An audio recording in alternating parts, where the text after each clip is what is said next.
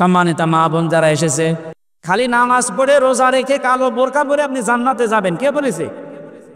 তিরমিজি শরীফের হাদিস, 4টা গুণ যদি কোনো মহিলার ভেতরে না থাকে ও জীবনও জান্নাত পাবে না। নাকি হাদিস বলবো না? আমার নিচের এলাকা হয়, এখানে আমার মা আছে, চাচি আছে, বউ আছে, ফুফু আছে, মেয়েরা আছে। এই কারণে আমি সবচেয়ে বেশি ভালোবাসি এই জেলাকে। আপনাদের আমি বাঁচাতে চাই। আপনারা ভুল পথে আছে, মনে করছেন আমি এত নামাজ পড়ি, এরকম রোজা রাখি, এত বড় কালো বোরকা পরি, আমি জান্নাত যাব না। কিসের জান্নাত আপনার? 4টা কাজ যদি জীবনে কারো না থাকে, জান্নাতের কোনো দরজা তার জন্য খোলা থাকবে না। তিরমিজি শরীফের হাদিস, আল্লাহ নবী বলেন, ইদা নাজারা ইলাইহা সাররাতুহু, যখন কোনো স্বামী বাইরে থেকে এসে তার স্ত্রীর দিকে তাকাবে, প্রথম নম্বরের স্ত্রীর কাজ সব কিছু বন্ধ করে দিয়ে স্বামীকে আনন্দ দেওয়া। সে কথাবার্তা দিয়ে হোক, আচার আচরণ দিয়ে হোক, সেভাবেই হোক। দরকার হয় কাঁটো কুটো দেবেন, কি অসুবিধা কি? অনেকে ভাবিকে দেয়, পাশের বাড়ির ভাবিকে দেয়। কাঁটো কুটো তো দেওয়া দরকার ছিল এই লোকটারে। এখানে বেশিরভাগ সব আমার চাচা আর বাবারা বসে আছে। মায়েরা, চাচিরা যারা এসেছেন, আপনাদেরকে আমি বাঁচাতে চাই। আপনি নামাজ দিয়ে, রোজা দিয়ে, কালো বোরকা দিয়ে জান্নাত যেতে পারবেন না, আমি গ্যারান্টি দিচ্ছি, জীবনও পারবেন না। স্বামী যখন বাইরে থেকে আসবে, মাঠে ঘাটে থেকে, মাজার ঘাট থেকে, ব্যবসা বাণিজ্য যখনই আসবে, আপনার প্রথম কাজ এইটা, তাকে আনন্দ দেওয়া লাগবে। এমন একটা ব্যবহার আচার দেখাবে, দরকার হয় দাঁত সব বের করে পড়ে থাকবে। হ্যাঁ, তিরমিজি শরীফের হাদিস, যে কয়টা দাঁত আপনার স্বামী দেখবে, ওই কয়টা নফল হজে সওয়াব হবে। আমার মা বসে আছে, আমার মা আর বাবা এবার আমার রমজানে আমার সাথে উমরা হজে যাবে। একবার হজ করে একটা হজের সওয়াব পাবেন। আর বাবাকে খুশি করতে পারলে ও 32টা হজের সওয়াব পাবে। 32টা দাঁত যদি থাকে। আমার মনে হয় হাদিস শুনে যদি এখন মা বোনেরা বাড়ি যেয়ে দেখেন দাঁত কেটে পড়ি আছে, কি খুব না হুজুর বলে দিল, আমি আর দাঁত বন্ধ করব না, যা আছে কপালে। 2 নম্বরে, ওয়াইদা গাবা আনহা হাফিজাতুহু, স্বামী যখন বাইরে যাবে তখন নিজেকে কন্ট্রোল করবে। নিজের ইজ্জত, আবরু, সম্ভ্রম, নিজের স্বামীর সম্পদ এবং তার সন্তান, এগুলো দেখে শুনে রাখার দায়িত্ব আপনার। এটা নামাজ রোজার মতো ফরজ। অথচ এই দায়িত্বটা হাজারো মহিলারা পালন করে না। এই জন্যই তো সন্তান নষ্ট হয়ে যাচ্ছে। স্বামী বাইরে গেলেও দিন পায়। একেবারে মোবাইলে গল্প শুরু করেছি যাত্রার সাথে। মেয়েরা মোবাইলে কোন আওয়াজে কথা বলবে সেইটাও আল্লাহ কোরআনে দিয়েছেন। সূরা আহজাব 32 নম্বর আয়াত। মানে বানিয়ে বললাম, আল্লাহ রাব্বুল আলামিন বলেন, ইয়া নিসাআন নাবিয়্যি লাস্তুন্না কাহাদিন মিনান নিসা ইনিত্তাগাইতুন্না ফালা তাখদুনা বিল কওলি ফায়াতমাল্লাযী ফি কলবিহি মারাদু কুলনা কাওলান মারুফা। এটা তাফসীরে খাজানে পাবেন, যা 22 নম্বর পারার 1 নম্বর পৃষ্ঠা 3 নম্বর লাইনে আছে। তাফসীরে খাজান মুফাসসির বলে, আল্লাহ ডাক দিয়েছেন, হে নবীর স্ত্রীরা। এই নবীর স্ত্রী উম্মতের জন্য এমনিতেই মা। এমনি কি মায়ের সাথে কোনো খারাপ সন্তানও খারাপ ধারণা করে, অথচ মায়েদের নাম নিয়ে বলছেন, হে নবীর স্ত্রীরা। যদি কারো সাথে কথা বলতে চাও, পর্দার আড়াল থেকে কথা বলবা। মোবাইলে, ফ্যাক্সে, ফোনে বলেন, মোবাইল কোথায় আছে? এই শব্দগুলো আধুনিক তাফসীরে পাবেন। মোবাইল, ফোন, ফ্যাক্স সবই হিসাবের বাইরে যা আছে সবের ভেতরে আছে। যদি আপনি কারোর সাথে কথা বলতে চান, কথা বলবেন সঠিক কথা। এই যে মোবাইলে অনেকে মিথ্যা কথা বলেন, আসেন দাবিরা ভেটায় বলছে আমি পাঠিকা বাড়ি আস, না, এটা মিথ্যা কথা। মোবাইলে বলেন আর সামনাসামনি বলেন, কথা বলবেন সঠিক কথা, মিথ্যা বলে দেবে না। কিন্তু কথা বলার সময় আপনার ভাষা হবে রুক্ষ সূক্ষ্ম, গরম। 14 জন পুরুষের সাথে আপনার দেখা করা তো জায়েজ আছে। কয়জন বলেন বলেন? একজন মহিলা 14 জন পুরুষের সাথে দেখা করতে পারে। তার নিজের বাবা, তার নিজের ভাই, আপন ভাই, নিজের ছেলে অথবা ভাইয়ের ছেলে, আপন ভাইয়ের ছেলে, আপন বোনের ছেলে, অথবা নিজের মেয়ের জামাই, এটা কি বলে? জামাই বলে আমাদের এলাকায়। এরকম 14 জন পুরুষ মানুষ আছে, আপনি তাদের সাথে দেখা করতে পারবেন, কথা বলতে পারবেন। এছাড়া যদি কাবার ইমাম সাহেব আপনাকে ফোন দেয়, যদি আননোন নাম্বার মনে হয়, সালাম দেবেন, কথা জিজ্ঞাসা করবেন, আর ভাষা করবেন রুক্ষ সূক্ষ্ম। ও যেন চিন্তা করে আল্লাহ মহিলা না আজরাইল, এমনি লাইন কেটে দেবে। আর যদি আপনি শামনুরের মতো কণ্ঠ দিয়ে কথা বলেন, ওর মনের ভেতরে যদি বোর্ড থাকে, যদি রোগ থাকে, ও চিন্তা করবে দেখি লাইন লাগাই। এই যে কুষ্টিয়ায় আজ কয়েকদিনের ভেতরে পরকীয়া প্রেম করে অধিকাংশগুলো স্বামীর দাড়ি নিয়ে বাড়িতে এসে বসে আস। এই যে সানি সাহেব খালি ভিডিও করেছি, কে কোথায় বেরিয়ে যাচ্ছে, এসে স্বামীর দাড়ি নিয়ে আসে, উনি ভিডিও করে করে ছেড়ে দেয়। অনেক সতর্ক করলে ছাড়ে, যেন এই পথে কেউ পা নিয়ে প্রতারিত না হয়। আশা করছি সামনে এরকম ঝামেলায় পড়েন না। আপনি মোবাইলে কোন আওয়াজে কথা বলবেন সেইটা যদি আল্লাহ দেয়, আর আপনি স্বামীর সম্পদ, স্বামীর এই কথাবার্তারা, স্বামীর ছেলে মেয়ে, তাদেরকে হেফাজত করতে পারবেন না, মানে জান্নাতের আশা করলে এটা করা লাগবে। 3 নম্বরে এইটাই বলার জন্য আমি হাদিসটা পড়লাম। অতঈনু আলা দীনি যাওজাতিহা, আপনার স্বামী যদি দিনের কাজ করে, একামতে দিনের কাজ করে, দিনের শিক্ষা দিয়ে বেড়ায়, মানবতার সেবা করে বেড়ায়, আপনি স্ত্রী হিসাবে তাকে পেছন দরজা দিয়ে আরো সাপোর্ট দেবেন, তাকে উৎসাহ দেবেন, সময় দেবেন। কিন্তু অধিকাংশ মহিলার আরো রাগ করে, উল্টাপাল্টা রাগ করার পেছনেও কারণ আছে, কারণ তো কোরআন হাদিস বোঝে না। ও যদি জানতো যে এটা কত বড় কাজ, নিজের কষ্ট হলেও স্বামীকে ইসলামী আন্দোলনের জন্য ছাড় দিত। খাদিজার জীবনী শুনেছে, খাদিজাতুল কুবরাকে আল্লাহ জান্নাতে নিজে একটা ঘর বানিয়ে তাকে পাঠিয়ে দিয়েছেন বলে এটা খাদিজার জন্য সুসংবাদ দাও। অথচ খাদিজাতুল কুবরা জীবনে নামাজ পড়েননি 1 ওয়াক্ত, রোজা রাখেননি জীবনে একটাও, হজ করেননি, যাকাতও দেননি, কারণ এগুলো তার ইন্তেকালের পরে সব নাজিল হওয়া বিধান। বরং তো এই মহিলাটা জীবনে একটা নামাজ পড়লো না, রোজা রাখলো না, সেজদা দিল না, হজ করলো না, যাকাত দিল না, তার জন্য আল্লাহ জান্নাতে ঘর বানিয়ে সুসংবাদ দিয়েছেন। একটাই কারণ, সে তার স্বামীকে সব দিক থেকে সাপোর্ট দিয়েছে। তা আপনি এই কাজটা করতে পারবেন না? আপনার স্বামী যদি মানবতার কাজ করে, ইসলামের কাজ করে, একামতে দিনের কাজ করে, বাইরে যায়, তাকে সময় বের করে দেবেন। আপনার কষ্ট হলেও আপনি দেখবেন কিয়ামতে আপনার জন্য খাদিজাতুল কুবরার সাথে জান্নাত খোলা আছে। বলেন সুবহানাল্লাহ। 4 নম্বরে, স্বামী যেটা আদেশ করবে ওটা যদি জায়েজ হয়, জীবন থাকতে আপনাকে মানা লাগবে না। না জায়েজ কোনো কথা মানা যাবে না। স্বামী যদি বলে দেখি একটু টিভিটা দাও তো, নাটক দেখি, মানে তবে এটা জায়েজ হুকুম। যেটা আমি নিজের স্বামী, প্রত্যেকটা স্বামীর থেকে আমি অর্ডার নিয়ে বলছি, আমরা প্রত্যেকে যাই, বিয়ের পরে আমার মা বাবা আমার সাথে থাকবে। এই কথা বলেন না কেন? 100টা পরিবারের 98টা বউ এটা এখন চাই না। কার কার বউ এটা চাই না? হাত তোলেন তো। একশো কে? আপনি কে? না না, আপনার এই কথা বলা ঠিক হয়।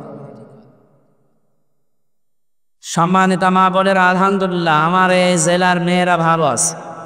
এই একটা লোকের বই উল্টো পাল্টা আছে, আমি দোয়া করি লোকটা।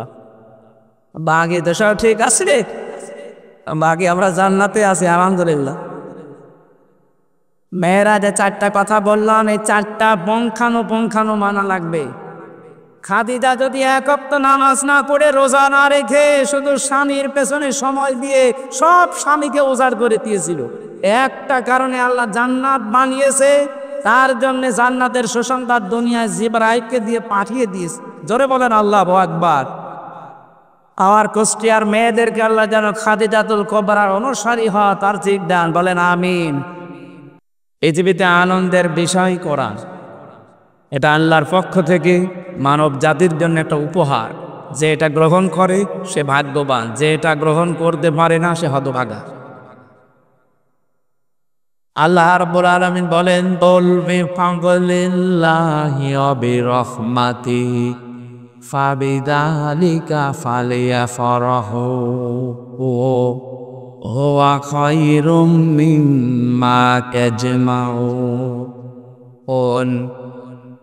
হে নবী, আপনি বলুন, তাম পৃথিবীর মানুষ যা গেইন করে, যা অ্যাচিভ করে, যা অর্জন করে, যা কিছু পেয়ে আনন্দে আছে, মানে আল্লাহ ঘোষণা দিলাম আমার কাছে কোরআনে কারিম শ্রেষ্ঠ সম্পদ। ফাবিযালিকা ফালিয়াফরাহু, সুতরাং কোরআন যারা পেয়েছে তারা যেন আনন্দে পড়ে। আজকের এই অনুষ্ঠানটা এত মানুষ এখানে আনন্দের বিষয় এই জন্যে, কারণ এখানে কোরআন আছে। কোরআনে কারিম বাদ দিয়ে আমির হামজা না, ও বাবা না, ওর দাদা সহ কবর থেকে তুলে নিয়ে আসলে আপনি আসতেন? কথা বলে এখানে এসেছি শুধুমাত্র যার জন্যে কোরআনে কারিমের মহব্বতে যদি সত্যি আপনি আসেন, বাড়ি থেকে যখনই বের হয়েছেন বাড়ি পর্যন্ত যাবেন, যতগুলো কদম ফেলেছেন প্রতিটি কদমই একটা করে গোনা মাফ হয়ে গেছে। শুধু গোনা মাফ হয়ে গিয়ে শেষ হয় না, ওই জায়গাটা আল্লাহ ফাঁকি রাখে না। আল্লাহ পাক বলে ফাউলাইকা ইউবাদদিলুল্লাহু সাইয়্যাতিহিম হাসানাত। সূরা ফুরকান 71 নম্বর আয়াতে আছে। এখানে ফা দিয়ে উলাইকা দ্বারা জানিয়েছেন এই কুষ্টিয়া জেলার পাটিকা বাড়ির মানুষগুলো। এখন প্রশ্ন আসতে পারে, কুষ্টিয়া পাটিকা বাড়ি এটা কোরআনের কোন জায়গায় আছে? এ উলাইকার ভেতরে আছে। এটা ইসমে ইশারা, যারা আরবি গ্রামার বোঝে জিজ্ঞাসা করবেন এর ভেতরে এই কুষ্টিয়া পাটিকা বাড়ি এই পাড়াটার নামও আছে। আল্লাহ যেন নিজে হাতের আঙ্গুল দিয়ে এভাবে দেখাচ্ছেন যে এই মানুষগুলো যারা কোরআন শুনতে বসে আছে, এই মানুষগুলো যদি বাড়ি থেকে এই নিয়ত করে আসে যে আল্লাহ সত্যি আজকে আমি ভালো হয়ে যাব, সত্যি আজকে আমি যাচ্ছি বাড়ি থেকে আজকে ভালো হয়ে যাব, যা করেছি দুনিয়ায় আমি আর ওরকম চলবো না, আমি ভালো হয়ে যাব। ইল্লা মান তাবা ওয়া আমানা ওয়া আমিলা আমালান সালিহা। যে ব্যক্তি বাড়ি থেকে এই নিয়তে বের হয়ে এসেছে যে আজকে আমি সত্যি তওবা করে ভালো হয়ে যাব, ঈমান আনবো, আর ঈমান আনার পরে আমি অনুযায়ী ভালো ভালো কাজে এখন থেকে আঞ্জাম দেব। রব্বুল আলামিন বলেন ওর পেছনের অপরাধ শুধু মাফ করব না, যতগুলো গুনাহ মাফ হবে ওই পুরা জায়গাটা নেকি দিয়ে পরিবর্তন করে দেব। সদরা আজকে এখানে এসে অন্তত লস হয়নি। কথা বলেন এখানে হয়তো উনি ওই হাফেজদের মতো আমাদেরকে 5,000 10,000 টাকা দেবে না, কিন্তু এখানে আসার কারণে এক একটা গণনা যত অপরাধ ছিল শুধু বান্দার হকটা বাদ দিয়ে সব মাফ হয়ে যাবে। বান্দার হক যদি কেউ নষ্ট করে থাকেন ওইটার জন্য সমস্যা, ওইটা হবে না, ওইটা আপনাকে মাফ চাওয়া লাগবে তার কাছে। আপনি অপরাধ করেছেন যার কাছে, দুঃখজনক হলেও সত্য বাংলাদেশে এই নিয়মটা অনেকে মানতে চায় না। অপরাধ করে বাংলাদেশে আর মাফ চায় কাবা শরীফে। কি দেখেছেন না? জমি জায়গা ফাঁকি দেয় বাংলাদেশে, মানুষের টাকা মেরে খায় বাংলাদেশে, আর কাবা শরীফের দেওয়াল ধরে বলছে আল্লাহ আস্তাগফিরুল্লাহ। এখান থেকে কাবার দূরত্ব প্রায় 6,500 কিলোমিটার। আপনি মাফ করেছেন মাত্র 8 কিলো দূরে, আর আপনি জানছেন 6,500 কিলোমিটার দূরে। আপনি কি পাগল? আজকে এই পাগলামি ভালো করা লাগবে। এই কথা বলেন না কেন? অপরাধ হবে যার কাছে, স্বীকার করবেন তার কাছে। এটা কেউ যদি না করে আন্দাজে অপরাধ এক জায়গায় মাফ চায় আর এক জায়গায়, কিয়ামত পর্যন্ত মাফ হবে না। আমি আপনাকে বাঁচাতে চাই। এতদিন পর্যন্ত যে মানুষগুলো আপনাকে ভুয়া ধোয়া মিথ্যা কথা বলে আশা দিয়ে রেখেছে যে কোনো ব্যাপার না, আস্তাগফিরুল্লাহ পড়লে হয়, ওটা আল্লাহর সাথে সম্পর্কিত যেটা ওইটা। আপনি নামাজ পড়েননি, রোজা রাখেননি, সমর্থ থাকা বড় হজ করেননি, এটার জন্য মাফ চাবেন। ইচ্ছা করলে আল্লাহ মাফ করে দিতে পারে, দেবেই তা না, আবার সাজাও দিতে পারে। ইউআযযিবু মান ইয়াশা ওয়া ইয়াগফিরু লিমান ইয়াশা ওয়াল্লাহু আলা কুল্লি শাইইন কাদির। পড়েন আল্লাহু আকবার। সুতরাং এখান থেকে কেউ যেন একেবারে বুক বেঁধে সেরকম হাঁ করে থাকবেন না যে যা করি করি মাপ পেয়ে যাব না। আল্লাহ কিন্তু ইচ্ছা করলে আজবও দিতে পারে। কি পারে না? নাপ্পে ইবাদ ইয়ানি আনাল গফুরুর রহিম ওয়া আন্না আযাবি হুয়াল আযাবুল আলীম। আল্লাহ রাব্বুল আলামিন বলেন, সংবাদ দেন আমার বান্দাদেরকে, আমি আল্লাহ ইচ্ছা করলে যেমন মাফ করতে পারি, আমার বান্দাদের উপরে আমি যেমন গফুর আর রহিম, আমি কিন্তু আযাব এবং আলিম। আমার দুইটা বিষয় সামনে আছে, এজন্য আশায় বুক বাঁধা এবং ভয়ে তটস্থ থাকা, দুইটার নামই কিন্তু ঈমান। এমন আশা করবেন না যে আশা করতে যে আল্লাহর হক নষ্ট করে ফেলছেন, বান্দার হকও দেখা দেখি নেই। এজন্য এই জায়গায় ব্যালেন্স করা লাগবে। তারপরেও আল্লাহ যেহেতু বিশাল ক্ষমা নিয়ে বসে আছে, ইন্না রব্বাকা ওয়াসিউল মাগফিরা, তিনি যে বিশাল ক্ষমা নিয়ে বসে আছে, আশা করা যায় তার সাথে সম্পর্কিত গুলো মাপ পাওয়া যাবে। কিন্তু হকল ইবাদ যেটা বান্দার সাথে যেটা সম্পর্কিত, আল্লাহর কসম এটা আল্লাহ দায়িত্ব নেয়নি, উনি ছেড়ে দিয়েছে। এটা আমি আমার নিজেরটা বলছি। 3টা বছর তাদের কারণে আমি ফাঁসির ওই গন্ডেন সেলের ভেতরে ছিলাম, আয়না ঘরে পর্যন্ত ছিলাম আমি 10 দিন। বলেন তো এইটার কারণে যারা জেনে বুঝে জেনে শুনে আমার জীবনটা এভাবে নষ্ট করে দিল, ওরা যখন আস্তাগফিরুল্লাহ করে আল্লাহ মাফ করবে? কারণ ওরা তো দোষ আল্লাহর কাছে করেনি, দোষ করেছে হামজার কাছে। এবার বলে না কেন? হামজার কাছে এসে বলা লাগবে, আমার সাথে যারা সম্পর্কিত, আমার মা বাবা, আমার স্ত্রী, আমার ওই 2টা সন্তান, এদের কাছেও বলা লাগবে। কারণ আমি একা কষ্ট পাইনি, তারাও কষ্ট পেয়েছে।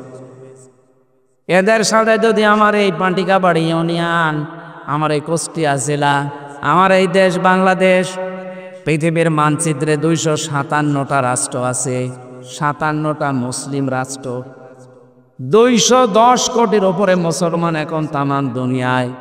বাংলা ভাষাভাষী যারা আছে, এমনকি অন্য ভাষায়ও অনেকে আমার বক্তব্য শুনে আমি দেখেছি, যারা কষ্ট পেয়েছে তাদের কাছে গিয়ে ক্ষমা চাওয়া লাগবে।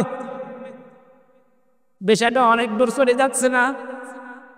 যারা যারা এই কাজ করেছিলেন অত দূর যাওয়া লাগবে আপনাকে। এখন ওই লোকটা যদি কানাডায় থাকে সেখানে যাওয়া লাগবে। এতে সবচাইতে ভয়ঙ্কর বিষয় এইটা, অপরাধ যদি আল্লাহর কাছে হয়তো মাপ পাবেন, কিন্তু সম্পর্কিত যদি হয় হামজার সাথে বান্দার সাথে, ওইটা আর কোনো ক্ষমা নেই যতক্ষণ হামজা মন থেকে মাপ না করবে। আগস্টের 5 তারিখের 8-9 দিন আগে আমার একটা অনুষ্ঠান ছিল বগুড়া। একসি আমার স্টেজ থেকে নামার পরে এমন তাড়া দিয়েছে, প্রায় 1-2 কিলোমিটার ধানের জমি দিয়ে দৌড়ানো, পা মা কেটে গিয়েছিল ওই দিন। এরপরে তো দেশের পট পরিবর্তন হয়ে ওরে ওএসডি করে দিয়েছে, ওর বিভাগীয় মামলা হয়েছে। একদিন আমি রংপুর থেকে সিরাজগঞ্জ গোল চত্বরে বসে আছি, চা খাচ্ছি, রাত 2টার দিকে। হঠাৎ দেখে উনি কোন জায়গা থেকে কার মাধ্যমে খবর পেয়ে চলে এসেছে, সে কক্সবাজার থেকে এসে আমারে বলছে, হুজুর আসসালামু আলাইকুম, আমারে মাফ করে দিয়েন। কে আপনি? আমি সেই ওসি আজাদ। আরে ভাই, আর নারে খুশি, এদিকে আসেন। আমি তো আপনাকে চাই, আমি মনে মনে বুঝতে বেড়াচ্ছি, কোথায় ছিলেন এতদিন? আমার সব চলে গেছে। কেন এসেছেন? মাফ চাওয়ার জন্যে। আপনি একবার চট্টগ্রামে এক মাহফিলে আমার নাম ধরে বরদোয়া দিয়েছেন, ওর পরে অনেক জনগণ আমারে খুঁজে বেড়াচ্ছে। আপনি আমারে মাফ করে দেন আর মাহফিলে বলবেন যে আমি ওই লোকটাকে মাফ করে দিয়েছি। ঠিক আছে। আমি যে তারা খাওয়ার পরে আমার ড্রাইভার আর আমার গাড়িটা আপনি থানায় নিয়ে গেলেন। মাওলানা আব্দুল বারে ছিল বগুড়ার, জোর করে বিভাবে কায়দা করে 1,13,000 টাকা নিয়েছিলেন, অথচ কোনো দোষ ছিল না আমার। আপনাকে আমি মাফ করে দিলাম, যান টাকা ফেরত দিন। বলছে টাকা নেই। নেই মানে? 7 দিন সময় দিলাম মাত্র, আমি যেখানে বাংলাদেশে থাকবো ওই জায়গায় এসে টাকা দিয়ে যাবে, তারপরে বলবে যে মাফ করে দিন। এর আগে আপনি যতই বলেন মাফ হবে না, আগে টাকা চাই। 7 দিন পরে 1 লাখ টাকা ফেরত দিয়েছে আর 13,000ও মিষ্টি খেয়েছে। পুলিশের কাছে যে টাকা ফেরত পাওয়া যায় মনে হয় বাংলাদেশের ইতিহাসে প্রথম। কুষ্টিয়াবাসী বলেন তো, এই লোকটা যে আস্তাগফিরুল্লাহ করছে, ওর আস্তাগফিরুল্লাহ মাথার উপরে উঠবে? কারণ ও তো আল্লাহর কাছে দোষ করেনি, দোষ করেছে আমার কাছে। বিনা কারণে আমার সাথে যে অপরাধ আপনি করেছেন ওইটা শোধ তুলতে হলে আমাকে আগে বলা লাগবে যে এই হয়েছিল। অনেকে বলে চাপে থাকি তাই। হ্যাঁ, কোন হুকুম তামিল করতে যে যদি আপনি অপরাধ করেন, অবশ্যই অপরাধের হুকুমদাতা হিসাবে আপনার উপরে ওই লোকটার দোষ, কিন্তু কাজটা করলে যে গুনাহ হবে ওইটা আপনার দোষ। এদেশে আমরা অনেকে কোরআনে কারীম বিজয় না থাকার কারণে হালালকে হালাল, হারামকে হারাম জানার পরও ছাড়তে পারি না। ঘুষ খাওয়া যে হারাম এটা অনেকে জানার পরও ছাড়তে পারছি না, কারণ উপরের অর্ডার। ঘুষ আপনি নিজেই একা খেয়ে নেবেন না, উপরে কয়েক জায়গায় আল্লাহর ওলিদের দেওয়া লাগে। এরকম সিস্টেম দেশে ছিল না, এখন নেই। এরা থাকবে কতদিন? বিশ্বনবী জানিয়েছেন মান কোরআনা, যে ব্যক্তি কোরআন পড়ে ফাস্তা জাহারাহু, আর কোরআনকে বিজয়ী করার জন্য চেষ্টা চালায়। কোরআন পড়া লাগবে, কোরআনকে বিজয়ী করার জন্য চেষ্টা করতে হবে, এটা দায়িত্ব আপনার। কি পাবেন জানেন? ফাহাল্লা হালালাহু ওয়া হারামা হারামাহু, হালালকে হালাল আর হারামকে হারাম জেনে আপনি ছেড়ে দিতে পারবেন। 54 বছর কোরআনে কারিমে দেশে বিজয় নেই, এই কারণে কোরআন থাকার পরও আমরা অনেকেই হালালকে হালাল জানার পরও ধরতে পারি না, হারামকে হারাম জানার পরও ছেড়ে দিতে পারি না। এরা যদি থাকতো এই দেশে আপনি বাধ্য হতেন মেনে নিতে। এতটুকু নবীজি শেষ করেন নিয়া আদখালাহুল্লাহুল জান্নাহ, আপনাকে এমন জান্নাতে আল্লাহ পৌঁছিয়ে দিয়েছে না দেবে। এটা আলেমের কারখানা। আদখালা ইদখুল এটা মাঝি, অতীতের শব্দ, পাস্ট। আগে বর্ণিত এই শব্দগুলো যদি সত্যি কেউ মানতে পারেন, কোরআন পড়বেন, 4টা হক আদায় করে শুদ্ধ করে বুঝতে হবে, নিজে আমল করতে হবে, আর এটা মানুষ যেন মানতে পারে সেই পরিবেশ তৈরি করে দিতে হবে। আগামতে দিন এই দেশে যারা কায়েম করতে চায় তাদের সবার উদ্দেশ্য এইটাই যে আমি নিজে কোরআন পড়বো, নিজে বসবো, নিজে মানবো না। আমি চাই যে আমার মতো সবাই যেন কোরআনের আইন মেনে চলে সবাই জান্নাতি হয়। এই কথা বলছেন? এর বাইরে যদি কারো উদ্দেশ্য থাকে তাহলে তার কোরআন পড়া হয়নি। যত সুন্দর করে আমি যে তেলাওয়াত করলাম, এর 4টা হক মাস্ট বি আদায় করাই লাগবে। মনে করতে পারেন এটা মনে হয় বানিয়ে বলছে না। সূরা বাকারা 121 নম্বর আয়াতে আছে, 1ম নাম্বার পারা 18 নম্বর পৃষ্ঠা 4 নম্বর লাইনে আছে, আল্লাযীনা আতাইনাহুমুল কিতাবা ইয়াতলুনাহু হাক্কা তিলাওয়াতি। এই যে হাক্কা তিলাওয়াতি এই শব্দের ব্যাখ্যায় আছে তাফসিরে ফি জিলালিল কোরআনে। কোন মানুষ যদি কিতাব পড়তে চায়, মানে কোরআন পড়তে চায়, হক আদায় করে, শর্ত কয়টা? আরো জোরে। এ মাদ্রাসাটা বানিয়েছে যারা, আপনি জিজ্ঞাসা করে, তারা পড়তে চায় শুদ্ধ করে। এলাকায় বহু মানুষ কোরআন পড়ে, এমন হয় নতুন জিবরাইল নাজিল করছে না, ওইভাবে পড়লে না গোনা হবে। এই জন্যই তো হাফেজ এখানে রাখা, কারি মশিউরের মধ্যে এত বড় হুজুর রেখে দিস নাকি? কোন জায়গায় উনি? মাজিলায়। এখানে কারি সাহেবকে তো এখানে তিনি আছেন, অবশ্যই শুদ্ধ করে পড়ান বা পড়ে। 2 নম্বরে শুধু পড়লেই হবে না, বোঝা লাগবে। আপনি বসে বসে ঘরের বারান্দায় তেলাওয়াত করছেন, আর আই তাল্লাযী ওয়াকাযযিবু বিদ্দীন ফাযালিকাল্লাযী ইয়াদউল ইয়াতীম ওয়ালা ইয়াহুদ্দু আলা তুআমিল মিসকিন। ফজরের নামাজ পড়ে এসে ঘরের বারান্দায় বসে আপনি মধুর স্বরে তেলাওয়াত করছেন আয়াতগুলো, বাংলা অর্থ কি? হে নবী, আপনি কি ওই লোককে দেখেছেন যে কিয়ামত বিশ্বাস করে না? নবীজি বলে, কই, আমার পাশে যারা আছে সবই তো মনে হয় কিয়ামতে বিশ্বাসী। আল্লাহ পাক বলেন, না, আরো আইতা হারফে ইস্তেফহাম, প্রশ্নবোধক চিহ্ন, এটা ইন্টারোগেটিভ সেন্টেন্স।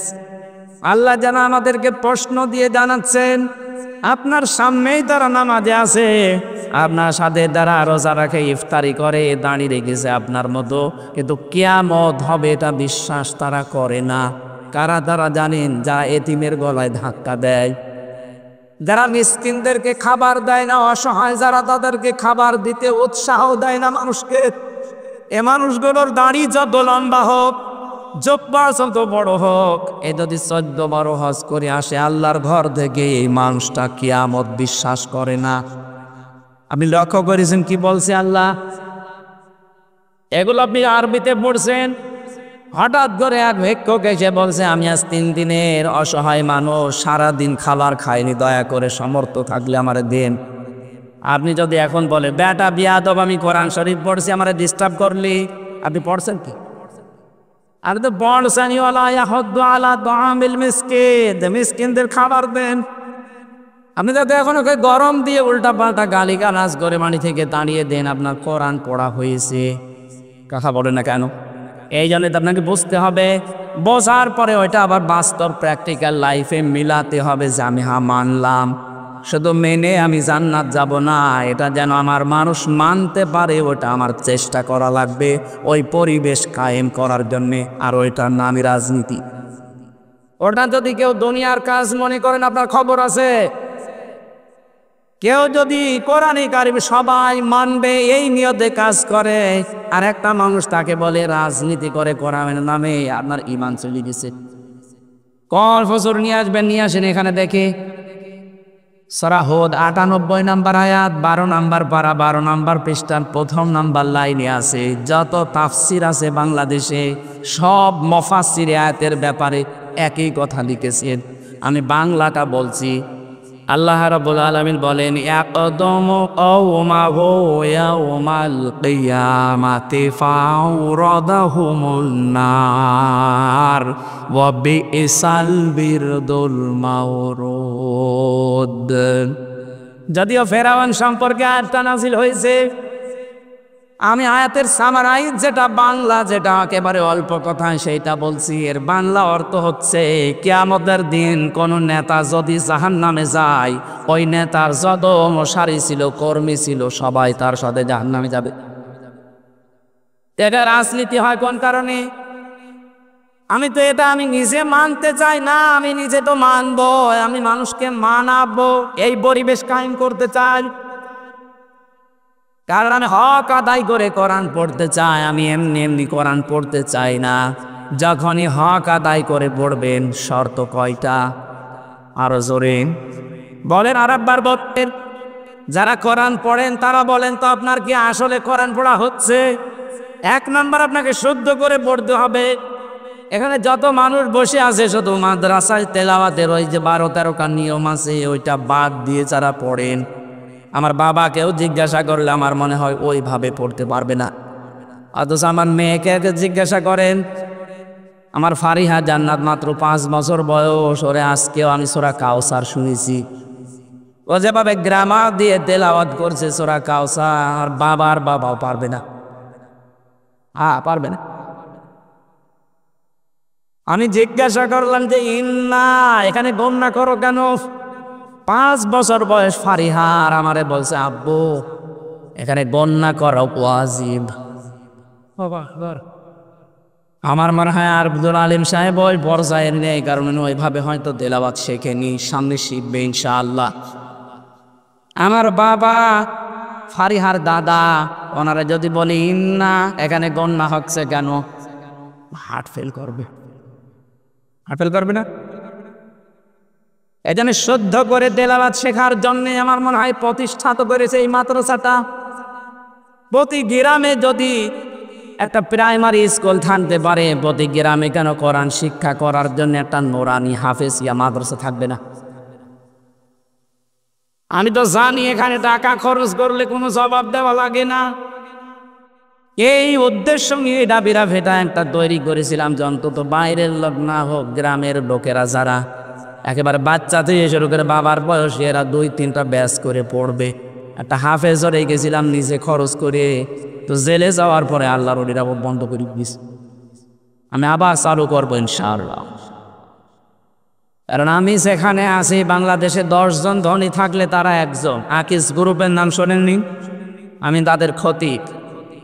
ওনারা যে সমস্ত কথা আমাকে জানিয়েছিল যে 10 বিঘা জমি দেখেন কুষ্টিয়া শহরের উপরে, যত খরচ লাগে আপনার পরিবারের সব আমরা চালাবো, শুধু মাদ্রাসাটা ঢাকাতে একটা, যশোরে একটা, কুষ্টিয়ায় একটা, আপনার নাম দিয়ে নামটা ব্যবহার করে চালাবেন, যা লাগে আমরা আকিস গ্রুপ থেকে চালাম।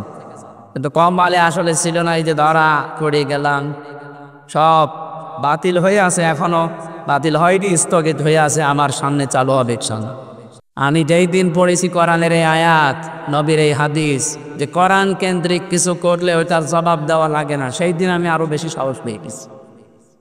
এই উদ্দেশ্যে যেখানে কোরআন কেন্দ্রিক কিছু হয়, শুধু মাদ্রাসা বলে না, কোনো স্কুলেও যদি এরকম হয়, এই যে আব্দুল খাদের না কে জানো, ওই ভাইকে আমি তো একদিন আগে 4-5 মিনিটের একটা বক্তব্য শুনেছিলাম এই এলাকায়, মনে হয় কোন জায়গায়, আমি তো চট্টগ্রাম ছিলাম ওই সময়, দেখলাম উনি কথা বলছিল যে স্কুলগুলোতেও এরকম সিস্টেম চালু করা দরকার, অন্তত যেন 20টা সূরা অর্থ সহ বুঝে পড়তে পারে, এই নিয়মটা চালু করা দরকার। না, আপনি হক আদায় করে পড়তে হলে মাস্ট বি শুদ্ধ করে পড়াই লাগবে, নারী হোক আর পুরুষ হোক।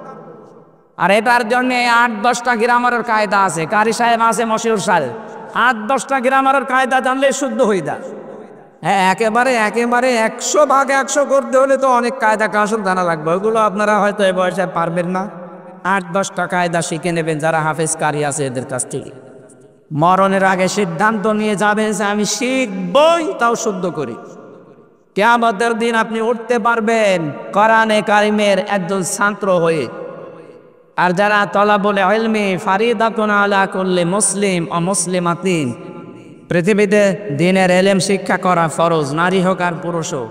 কোনো মানুষ এই নিয়ত করে যদি শুরু করে যে আমি পড়বই, ও যদি পড়তে নাও পারে, যদি মারাও চায়, কিয়ামতের দিন কোরআনের ছাত্র হয়ে উঠতে পারবে। আল্লাহর একজন বান্দার জীবনী পড়েছিলাম, লোকটা গ্রাম্য মানুষ, চাষ করে খায়, যদি এটা হাদিস কোরআন না, একটা গ্রাম্য মানুষের জীবনী বলছি। উনি সারাদিন চাষ করতেন, সন্ধ্যাবেলা বাড়িতে এসে নামাজ কালা শেষ করে এশার পরে কোরআনে কারিম নিয়ে বসতেন, শুধু হাত বুলিয়ে যেতেন, প্রতিটি আয়াতের উপরে শুধু হাত বোলাতেন, সারা কোরআন শরীফ হাত বুলিয়ে বুলিয়ে ঘুমিয়ে পড়তেন। বলতেন আল্লাহ, আমি উপযুক্ত ওস্তাদ না পাওয়ার কারণে, শিক্ষক না পাওয়ার কারণে পড়তে পারি না, কিন্তু আমার মনে বড় আশা তোমার কোরআন আমি যেন শুদ্ধ করে পড়ি। মেহেরবানি করে আমি তো পারলাম না, তুমি আমাকে মাফ করে দিও। স্বপ্নে দেখছে লোকটা মারা গেছে, স্বপ্নের ভেতরে দেখে লোকটা মারা গেছে। আল্লাহ রাব্বুল আলামিন কোরআনে কারিমের এই খেদমতটুকুর কারণে, এই যে আশা ভরসা তার ছিল, এই কারণে আল্লাহ তার জীবনের অন্য কাজগুলো আর দেখে না, কোরআনের ইজ্জতে মাফ করে দিয়েছে। আপনি আজকে থেকে একটা কিছু চান, তৈরি হতে যান, এইটা নিয়ে আজকে সামনে এগিয়ে যাবেন, যেভাবেই হোক আল্লাহর কালাম পড়বই, তাও যেমন তেমন আনাকম জানাকম না, বুঝে বুঝে যেভাবে পড়তে হয় হক আদায় করে। কেউ যদি 4টা শর্ত মেনে কোরআন পড়ে আর কোরআনকে এজহার করার জন্য, বিজয় করার জন্য জান প্রাণ দিয়েও যদি চেষ্টা চালায়, আল্লাহর কসম এই দেশে কোরআন এজহার হয়ে গেলে আপনি হালালকে হালাল, হারামকে হারাম জেনে তখন মানতে পারবেন। তখন আপনার ঘোষ খাওয়া লাগবে না। তখন এই যে টাকা ছেড়ে রাখে অনেকে, 1000 টাকা ছেড়ে রাখে, মাসে মাসে 1200 টাকা করে পায় না। এলাকায় এখনো আরম্ভ হয়নি। হ্যাঁ, এটা কিন্তু মায়ের সাথে জেনা করার গোনা হচ্ছে, আপনি হাসির ছলে নিয়ে না যাই বলেন, এটা বন্ধ করা লাগবে। আমরা সারা দেশে দাওয়াত নিয়ে যাই কোরআনের, এখন যদি মানুষ চিনিয়ে ফেলে যে ভাই পাঁঠিকা বাড়ি নিয়ে এই কাজ চলছে, তে আমার বাইরে মুখ থাকবে? অন্তত যারা এই কাছে আসেন এই মুহূর্তে না খেয়ে দরকার হয় মরে যাবেন, আমি এসে কবর দিয়ে যাব। কিন্তু এই সুদের সাথে জড়িত হয়ে মায়ের সাথে জেনার গোনা নিয়ে কিয়ামতে আপনি উঠতে পারবেন না। এটা বন্ধ করা যায় কিনা বলেন তো? যারা যারা এভাবে টাকা ছেড়ে রেখেছে আজকেই তাওবা করে নিজের আসল টাকা বাদ দিয়ে ওই লাভ ছেড়ে দেবেন। কারা কারা ছেড়ে দেবেন আন্দোলন? আরে বাবা 2 হাত তুলছো তো, কত টাকা ছেড়ে রেখেছো? সারাই কিছু মুক্তি নামে খলিশা করবি খলিশা কন্ডি মুক্তি নামে একটা বাচ্চা হারিয়ে গেছে। এতে খানছে মা আপনার গেটে মেয়েটার মা কাঁদতেছে গেটে। আপনি যদি পান খোঁজ খবর মায়ের কাছে অথবা স্টেজে দিয়ে যান, স্টেজে দিয়ে যান, মাকে খবর দেন, যদি পাওয়া যায় এখান থেকে নিয়ে যাবেন। দেখেন জিজ্ঞাসা করেন আশপাশে, মুক্তি নামে কসর তো একটা বাচ্চা হারিয়ে গেছে। কিরকম দায়িত্ব নিয়ে আসে এরা? হ্যাঁ, দরকার হয় নিচেরা হারিয়ে যাবে, তো বাচ্চা হারাবো। আজ আমরা হালালকে হালাল জেনে জানার পরও মানতে পারি না। বাংলাদেশে এরকম পরিবেশ আছে না নেই? কতদিন থাকবে এটা? যতদিন কোরআনে কারিম কায়েম না হবে। আরো জোরে বলে, এইটাকে কেউ যদি রাজনীতির কথা বলে উল্টিয়ে দেন, আপনি না বুঝে আপনি আন্দাজে ধারণা করছেন আপনার চাইতে কোরআনে কারিমের উপরে দখল আমার অনেক বেশি আছে। আপনি যতই পড়েছেন তার চাইতে আমার পড়া আরো বেশি আছে।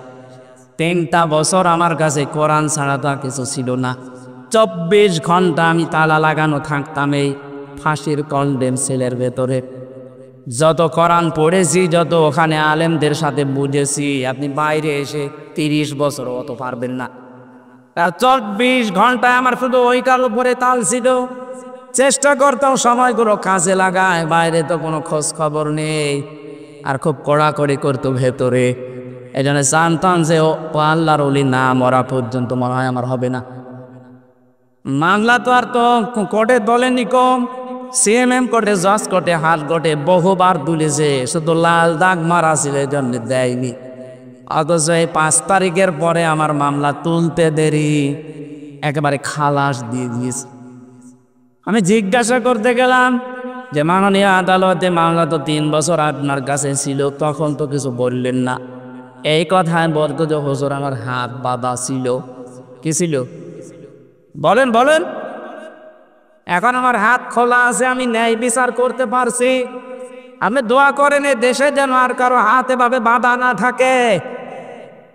আমি ওনার খাস কামরার ভেতরে গিয়ে এই গল্পগুলো করেছিলাম, বলেছিলাম স্যার এদেশে আপনার হাত না 1628টা চেয়ারের হাত বাঁধা ছিল, শুধু একটা হাত খোলা ছিল, তাও অদৃশ্যভাবে, সেইটাও দাদাদের দ্বারা বাঁধা ছিল। এক কথা বলছেন, এখনো পর্যন্ত যে অকারেজগুলো ঘটছে দাদাদের ইশারে ঘটতেছে। আপনি কি মনে করেন বঙ্গভবনে যে সচিবালয়ে আগুন লেগেছে এমনি ফেরেশতা গিয়েছে? তাবলীগের 2 গ্রুপের ভেতরে মারামারি করে 4 জনকে জবাই করেছে, ফেরেশতারা জবাই করেছে? অবশ্যই কোনো ইন্ধন কাজ করছে। পালিয়ে যাওয়ার পরে এখনো পর্যন্ত আপনার লজ্জা হয়নি? এখনো পর্যন্ত আপনি মেতে আছেন? এর কারণও আছে। কোনো মানুষের পাপ যখন পরিপূর্ণ হয়ে যায়, কথা কোনো হেদায়েত পাওয়ার অযোগ্য হয়ে পড়ে। ইন্নামা নুমলি লাহুম লিয়াজদাদু ইসমা ওয়া লাহুম আযাবুম মুহিন। মানুষের পাপের বোঝা যখন একেবারে টইটম্পুর হয়ে যায়, পরিপূর্ণ, ওকে আল্লাহ তখন অপমানজনক শাস্তি দেয়। সব কিন্তু আল্লাহ ধরিয়ে দেবে। আল্লাহ যে ধরিয়ে দেবে এটাকে আমি বানিয়ে বলছি? সূরা নাম 7 নাম্বার পারা 12 নাম্বার পৃষ্ঠা 2 নাম্বার লাইনে 44 নাম্বার আয়াতের মাঝের অংশে আল্লাহ কা জানিয়েছেন, হাত্তা ইদা ফারিহু বিমা উতু আখাদনাহুম বাগতাতান ফাইদা কুম মুবলিসুন। বলেন আল্লাহু আকবার। আল্লাহ পাক বলেন এই মানুষগুলো যখন আমার দানকৃত নিয়ামত পেয়ে এরা যখন আনন্দে আত্মহারা হয়েছিল, আমি আল্লাহ তখন তাদেরকে নিজে ধরেছি। এখানে কর্তা বা ফাইল সরাসরি আল্লাহ। কে? ছাত্র জনতার দ্বারা জালেমের বিদায় হয়নি, জালেমের বিদায় হয়েছে সরাসরি আল্লাহর নিজের দ্বারা। এগুলো তো মাত্র ওসিলা। নাই তো বিএনপির মতো জামাত ইসলামের মতো এদেশে বড় বড় রাজনৈতিক দল আর 15.5 বছর চেষ্টা করে চুলও নড়াতে পারে না। কথা বলছে দেখেন, অথচ খালি হাতে, কিচ্ছু নেই হাতে, খালি হাতে ছাত্র ছাত্রী ও ছাতা নিজেই চলতে পারে না। আমার তো মনে হচ্ছিল আগস্টের 5 তারিখের সকাল থেকে আল্লাহ ফেরেশতা পাঠিয়েছে। মাত্র কয়েক ঘন্টার ব্যবধানে এত মানুষ আসবে কোথা থেকে?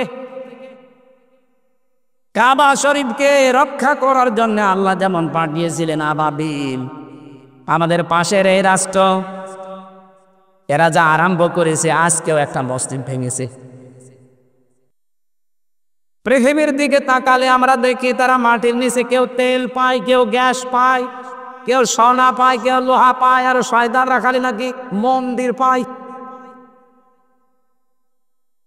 850 বছরে এলাকাটা মুসলমানেরা শাসন করেছে। আমাদের ধর্মে বাড়াবাড়ি নেই, জোর জবরদস্তি নেই, এই জন্য আমরা কিছু বলি না। কথা বলে রাখার, আমাদের ধর্মে যদি সত্যিই বাড়াবাড়ি থাকতো এখানে একজন খ্রিস্টান বসে আছে পেছনে। আমাদের ধর্মে যদি সত্যিই বাড়াবাড়ি থাকতো 850 বছরে বিশাল এলাকা মুসলমানেরা শাসন করেছে, একটা হিন্দু একটা খ্রিস্টান থাকার কথা না, পিটিয়ে মুসলমান বানিয়ে ফেলতাম। কিন্তু আমাদের ধর্মে এটা নেই। কথা বলে না কারো, আপনারা কি ধর্ম পালন করেন যে অন্য ধর্মের উপরে খালি আঘাত করেন? কতগুলো মসজিদ ভাঙলেন এই কয়েক মাসে। সতর্ক করছে এই কারণে আপনার পূর্বপুরুষেরা আব্রাহা আল্লাহর ঘর ধ্বংস করতে এসে কাশ্মীর মাটুল হয়ে গেছে। কে কাশ্মীর মাটুল হয়ে যায়নি? আপনারও হবে, টুকরা টুকরা হয়ে যাবেন শুধু আল্লাহ ঘর মসজিদের ইট খোলার কারণে, গরু খাওয়ার কারণে মুসলমান তারা জবাই করে। আর একজন খ্রিস্টান বসে আছেন, দেখেন ডোনাল্ড ট্রাম্প পর্যন্ত আজ রেগে গেছে, কারণ খ্রিস্টান 2টা মেয়েকে, যুবতী মেয়েকে ইন্ডিয়ার বুকে উগ্রপন্থী হিন্দুরা উলঙ্গ করে রাস্তায় হাঁটিয়েছে। ডোনাল্ড ট্রাম্প সাহেব সাথে মাতাল হলো, তাহলে ঠিক আছে। ঘোষণা দিয়েছে 4-5 দিন আগে যে আমার মেয়েকে, আমার মাকে যারা উলঙ্গ করে রাস্তায় হাঁটাতে পারে আমি তাদেরকে ছাড়বো না। এজন্য 16 লাখ ভারতীয় আছে আমেরিকায়, 16 লাখই ফেরত পাঠাবো। ওর জানুয়ারির 20 তারিখে শপথটা নিতে দেন। আমার মনে হয় মোদি দাদার ধুতি খুলে যাবে, এমনি খুলে গেছে অলরেডি। আমরা শুধু একটু ব্যবসা বন্ধ করে দিয়েছি, ওদের পেঁয়াজ, ওদের আলু সব পচা আরম্ভ করেছে। আমাদেরকে ভয় দেখায় যে তাদের না খাওয়িয়ে মারবো। আরে ভাই, আমরা তো বছরে 1 মাস না খেয়ে থাকা আমাদের উপরে ফরজ। খাবারের ভয় আমাদের দেখালে আপনি পারবেন? খাবারের ভয় তো আপনাদের। এখন পাকিস্তান থেকে, চীন থেকে, তুরস্ক থেকে আসতেছে মালামাল, ওরা পাগল হয়ে গেছে। করলো কি? হকার মলম বিক্রেতা, এই সাংবাদিক নামে কলঙ্ক বাংলাদেশ নিয়ে উল্টাপাল্টা প্রপাগান্ডা চালিয়েছিল। এখন ওর ঘর বাড়ি মুসলমানরা, হিন্দুরা ভেঙে দিচ্ছে। এরা আমরা সন্তান হয় যারা উস্কানিতে পা দিয়ে আজকে এই দেশটায় বিভিন্ন জায়গায় আগুন সন্ত্রাস আরম্ভ করেছেন। এতদিন বাংলাদেশে ওনারা ছড়িয়েছিল এ দেশে যারা ইসলামপন্থী মানুষ, যারা জাতীয়তাবাদী দল করে, তারা আগুন সন্ত্রাসী। এবার আল্লাহ পুরা উল্টিয়ে দোষ ওদের ঘাড়ে দিয়েছে। এখন আপনি কি আগুন সন্ত্রাসীর এই কাজে নাম লিখাচ্ছেন? দেশের মানুষ কিন্তু এখনো শান্ত আছে। এটা আগস্টের 5 তারিখের আগে আর নেই, সময় পাল্টিয়ে গেছে। এদেশের হাফ ইঞ্চি না, এতটুকু জমিন যদি কেউ জোর করে নিতে চায়, এদেশের 18 কোটি মানুষের রক্ত শেষ করে নেওয়া লাগবে। আমির জাওয়াদ ডাক্তার শফিকুর রহমান ঘোষণা দিয়েছেন না যে দেশের 1 ইঞ্চি না, হাফ ইঞ্চি মাটির দিকে পৃথিবীর কেউ যদি চোখ তুলে থাকায়, এদেশের 18 কোটি মানুষ যদি সত্যিই কিছু হয়ে যায়, 36 কোটি দাঁতা নিয়ে জীবন দেবে। কারণ এদেশের মাটিগুলো আমাদের কাছে মায়ের চাইতেও দামি। কথা বলে না কেন? যারা ষড়যন্ত্র করছেন আমরা সতর্ক করলাম, আল্লাহর ঘর মসজিদগুলো ভাঙা বন্ধ করে, নয়তো আযাব আসলে তখন বলবেন আমাদের বাঁচান, আমাদের দোয়া কবুল হবে না। নাকি আবাবিল আসবে না? বলেন বলেন। আল্লাহ রাব্বুল আলামিন বলেন, ওদেরকে আনন্দের সময় আমি নিজে ধরেছিলাম বাগতাতান, আকস্মিক ভাবে। দুপুরের খাবার খাবে সে সময় আমি দেইনি, 5 মিনিট একটা বক্তব্য দেবে সে সময়ও দেইনি। আপনি কেন আমার নাম বলবেন যে আমরা করেছি? না, এটা আল্লাহ নিজে করেছে। যারা আরবি গ্রামার বসে আখাযনাহুম, আমি আল্লাহ নিজে ধরেছি। ফাইদা হুম মুবলিসুন, তারা হতাশ হয়ে গেল, নিরাশ হয়ে পড়েছে। আমার দেশ পত্রিকা রিপোর্ট দিয়েছে যাবার সময় কারো সাথে একটা কথা আল্লাহর ওলি বলেনি। খাদি পাইলটকে জিজ্ঞাসা করেছে 14টা সুটকেস উঠেছে, বলে হ্যাঁ ম্যাডাম চলো। আরে তো কাকুকে বলে দিতে পারলেন না যে কাওয়া আমি চলে যাচ্ছি? আর ভাই আমারেও তো বলতে পারতেন যে 3 বছর তোমার বিনা কারণে জেল খাটালাম, হামজা চলে গেলাম, দোয়া করো, তাও বললেন না। কুষ্টিয়াবাসী, আমি যেটা বলার জন্য পর্যন্ত এসেছিলাম, যে মানুষগুলো মনে করেন যে কোরআনের রাজ কায়েম করা এটা দুনিয়ার রাজনীতি, আপনার ঈমান নেই। আপনি চাই মনে করেন নামাজ পড়তে পারেন, রোজা রাখতে পারেন, আপনার চাইতে নামাজ পড়তো বেশি আব্দুল্লাহ ইবনে উবাই, আপনার চাইতে বেশি রোজা রেখেছে আব্দুল্লাহ বিন উবাই। আপনার দাড়ি আর কয় হাত, তার দাড়ি আপনার চাইতে বড় ছিল। সহজ কথাগুলো না বুঝে উল্টা দিকে নিয়ে যান কোন কারণে? আপনি কি সূরা হুদের 98 নম্বর আয়াত বাদ দিতে পারবেন? এক কথা বলেন না কেন? বাদ দিতে না পারলে আপনাকে মেনে নেওয়া লাগবে। কে নিজে উপাসনা করবেন না, হামজা বলবে, আপনি মানবেনও না, আপনি হয়েছেন কি? সেই দিন চলে গেছে, আপনাকে বাধ্য করা হবে মানাতে। কথা বলেন না কেন? যেই নেতা জাহান্নামে যাবে ওই নেতার যত কর্মী অনুসারী সব তার সাথে জাহান্নামে যাবে। আলেমদের জিজ্ঞাসা করেন আমি বানিয়ে বললাম কিনা? ইয়াকদুমু কওমাহু ইয়াউমাল কিয়ামাতি ফাওরাদাহুমুন নার। ফেরাউন জাহান্নামে গেছে, ওর যত অনুসারী সব তার সাথে জাহান্নামে। এটাকে শুধু ফেরাউন পর্যন্ত শেষ? তাহলে আয়াত কোরআনে থাকতো এতদিন? কিয়ামত পর্যন্ত থাকবে। কিয়ামত পর্যন্ত এর বিধান থাকবে না। সুতরাং যে দলের নেতা জাহান্নামী, তার যত অনুসারী সব জাহান্নামী। বাংলাদেশে এবার আপনি নিজের কপালে নিজে মিলা। আমার ওপরে রাগ না করে আল্লাহকে বলেন যে আয়াত কেটে বাদ দিতে। আল্লাহ আমাদেরকে সহিহ বোঝ দান করেন। এত সহজ বলার পরও মানুষ উল্টা বোঝে। যা নিয়ে আসলাম তাফসীর করার জন্য আর করে রাজনীতি। এটা রাজনীতি কে বলিস আপনাকে? এটা যদি রাজনীতি হয় তাহলে নামাজ পড়া রাজনীতি। নামাজও আপনাকে আজকে থেকে বাদ দেওয়া লাগবে। কিসের নামাজ পড়েন আপনি? এই আয়াত দিয়ে নামাজ পড়েন না? এই আয়াত দিয়ে নামাজ পড়লে যদি নামাজ রাজনীতি না হয়, এই আয়াতে তাফসীর মাহফিলে বললে রাজনীতি হবে। কোন পাগলে আপনাকে শিখিয়েছে বলে? নাকি আপনি ওই পাগলের মতো খালি ফুল ছেলে বাগান থেকে? বাগানের মালিকের ছেলে বলছে চাচা আপনার এই ছেলে শুধু বাগান থেকে ফুল ছেড়ে ওরা নিষেধ করতে পারেন না? যে নিষেধ করে করবো, ওর মাথা একটু খারাপ। যে চাচা ওর মাথা খারাপ, আমার বাগানের পাশে তো আপনাদের বাগান, ও বাগানের ফুল তো ছেড়ে গা, ওর মাথা খারাপ। তো অত খারাপ না।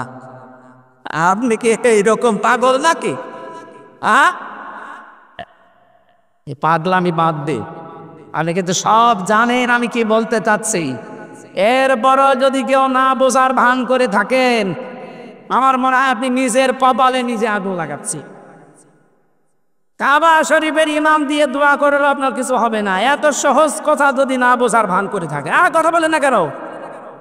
মেনে নেওয়া যাবে না। এই কথাগুলো যদি আপনার বিশ্বাস হয়, আর বিশ্বাস হবে এই জন্য তো আমি আয়াত 20টা লাইন পর্যন্ত বলে দিচ্ছি। বাড়িতে শুধু মিলিয়ে দেখবেন এইটাই বাংলায় লেখা আছে। এরপরও যদি কেউ না ফিরে আসে, আমা তাওফীক ইল্লা বিল্লাহ, আমা আলাইনা ইল্লা বালাগ। আমার আর কিছু করার নেই। যদি আমার কাছে থাকতো পিটিয়ে সোজা করে ফেলতাম, কিন্তু যতটুকু আমার ছিল আমি দিয়ে দিলাম। এখন আপনার বিবেকের উপরে। এরপরেও যদি আগামী থেকে কেউ ফিরিয়ে না আসেন, আল্লাহর ভাষায় কোরআনে কারীম সূরা সফ, আমান আযলামু মিম্মান ইফতারা আলাল্লাহিল কাযিবা ওয়া হুয়া ইউদআ ইলাল ইসলাম। ওই লোকটা আল্লাহর কাছে সবচাইতে বড় জালেম, যাকে ইসলামের দিকে ডাকা হয় আর সে আল্লাহর উপরে মিথ্যা করে।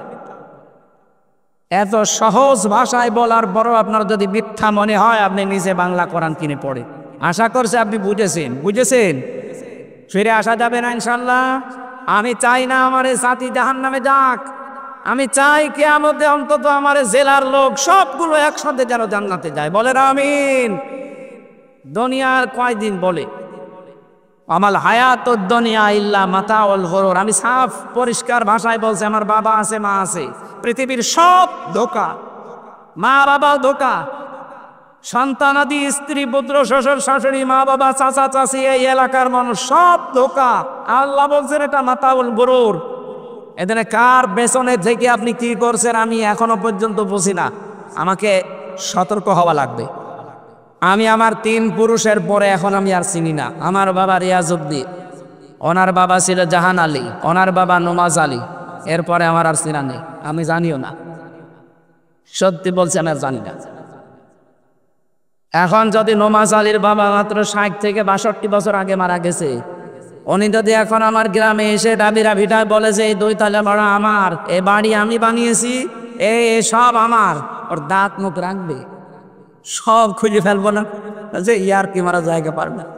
কিসের নমাজ আলী বাদ আপনি? আমি তো নমাজ আলীকে চিনি না। এক কথা বলছে না কেন? এইটার নাম দুনিয়া। আপনি এই দুনিয়ার পেছনে পড়ে আপনার বিশাল আখেরাত আপনি নষ্ট করে ফেলবেন। এই জন্যই তো ঈমান আনার আগে আর একটা কাজ করা লাগে। ওই কাজ যারা না করে তাদের ঈমান আনা হয় না। কি করা লাগে? গোসল করা লাগে? না না। সূরা বাকারা 256 নম্বর আয়াত, মাসের অংশে আছে ফামাই ইয়াকফুর বিত্তাগুতি ওয়া ইউমিন বিল্লাহ। রাব্বুল আলামিন বলেন, কেউ যদি ঈমান আনতে যায় তার প্রথম কাজ হবে সে যেন তাগুত ছেড়ে দেয়।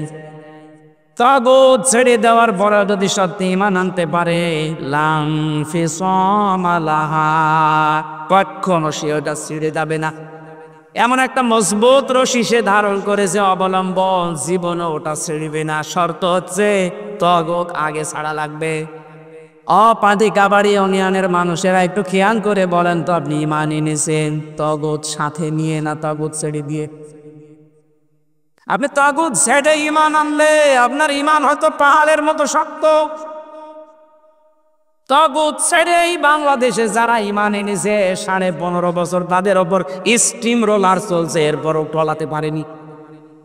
ডাক্তার শফিকুল ইসলাম মাসুদ 57 দিন একাধারে রিমান্ডে ছিল, তাগুত ছেড়ে দিয়ে ঈমান এনেছে, এই জন্য এক চুলও টলাতে পারেনি। আপনি পারবেন? আপনি পারবেন না, কারণ কি আপনি তো তাগুত ছাড়েননি, ঈমান আনতে দাবি করেন। বাইতুল মুকাররমের ঈমান পর্যন্ত তাগুত ছেড়ে না দিয়ে ঈমান এনেছিল, এই জন্য ঈমান রাখতে পারে নাই। জালেমাকে সে নাম দিয়েছে কওমি জননী। আপনি কোন বিবেকে দিলেন? আপনি নিজেও জানতেন সে একটা জালেম, প্রকাশ্যে জুলুম করে। আয়না ঘর যে বানাতে পারে, আমি তো নিজে 10 দিন ছিলাম, আমি দেখেছি। তাহলে মিনিটাই ছিলাম, বিগটাই না। মিনিটাই যে শাস্তি ওরা দেয়, বিগটা যে কি করেছে শুধু শুনেছি। মুফতি ফখরুল ভাই ছিল কওমি মাদ্রাসার একজন আমার সাথে। একদম ওই কন্ডেম সেলের ভেতরে আমাদের 2 জনকে শেষের দিকে এক জায়গায় দিয়েছিল, হাত পা ছেড়ে দিয়ে সাঁটমাট হয়ে পড়ে আস। কি ভাই এভাবে থাকেন কেন? আমারে বলছে, হামজা ভাই আপনাকে কোন জায়গায় রেখেছিল আমি জানি না, তাই আমার রেখেছিল বিগটাই, বড়টাই। আমার এই পায়ের ভেতর দিয়ে আঙ্গুল চালিয়ে দিত, এই পায়ের ভেতরে। সামনে যে লোহার ব্যারিকেড দেওয়া আছে ওর সাথে দিয়ে তালা লাগিয়ে দিত। এদের শুয়ে থাকা এটা যে কত বড় নিয়ামত আল্লাহর, আমি এখন টের পাই। এজন্য সময় পেলে আমি সাঁটপাত হয়ে শুয়ে পড়ি। আরে ভাই 2 মিনিট 5 মিনিট 2 ঘন্টা না, বছরের পর বছর একটা মানুষকে এভাবে বসিয়ে রাখে, আবার পায়ের সাথে তালা লাগানো। আপনি বলছেন এখনো পর্যন্ত অনেকে জালেমের সাফাই গায়। আপনি মানুষ, আপনার উপরে তো কোনো কিছু যায়নি। যদি আপনার বাবারে এভাবে আয়না ঘরে 10 বছর রেখে দিত, আপনি টেপে একজনের এত বড় বড় নখ হয়ে গেছে।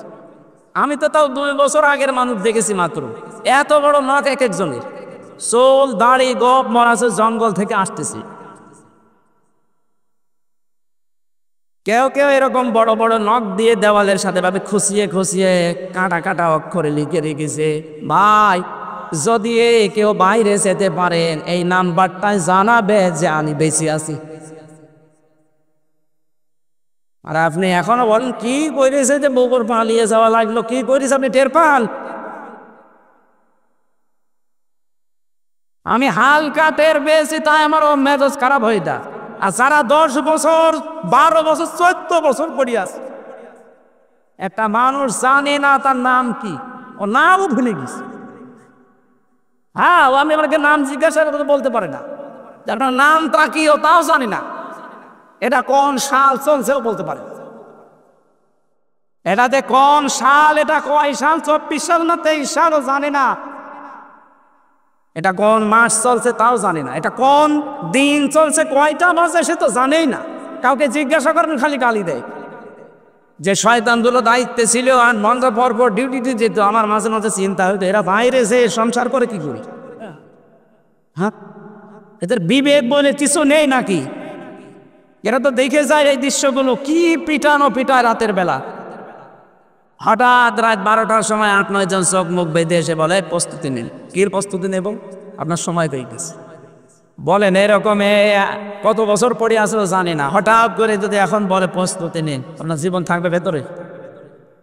চোখ মুখ বেঁধে নিয়ে গাড়িতে তুলে খালি ঘোরাবে, ঘোরাতে রাত 2টা-3টা বাজে হঠাৎ দেখবেন এই গাজীপুরের জঙ্গলের ভেতরে, বলবে যান, যে আপনি দৌড় দেবে, পেছন থেকে গুলি করে বলবে বন্দুক যদি মরি। এই চলছিল দেশে 15.5 বছরে, আমি নিজে তো অল্প ঠাস পেয়েছি। আর আপনি এখনো সালেমের সাফাই গাঞ্জে কি হয়েছে, আপনার ওপর যদি 100 ভাগের 1 ভাগ হয়তো আপনি টের পেতেন। কেউ যদি জানা শোনার পরেও কোনো সালেমকে সাহায্য করে, সহযোগিতা করার সাফাই গায়, ও সঙ্গে সঙ্গে রবের উম্মত থেকে বের হয়ে যায়। রাগ হচ্ছে, বরদোয়া দিচ্ছেন আমি জানি, কিন্তু সঠিকটা আমারে বলা লাগবে, কারণ আমার উপর দিয়ে গেছে, আমি টের পেয়েছি। আমি তো হালকা বললাম, কিছু না। 3টা বছর ছিলাম একটা ঘরে, 24 ঘন্টা তালা লাগানো, খাবার সকালে পাটা পচা ছোলা দিত, আর দুপুরে 1 মুঠ ভাত দিয়েছে, মনে হচ্ছে কেউ মাগিয়ে দিয়েছে। আমার বাবা মা স্ত্রী খালি কষ্ট পাবে, এলাকার লোক, এই জন্য আমি কিচ্ছু বলি নাই। এরকম কঠিন অবস্থায় নিরবিচ্ছিন্ন শুধু কোরআনটা ছিল বলে আমি বেঁচে ছিলাম, না তো আমার মনে হয় আমি হার্ট ফেল করে মরে যেতাম।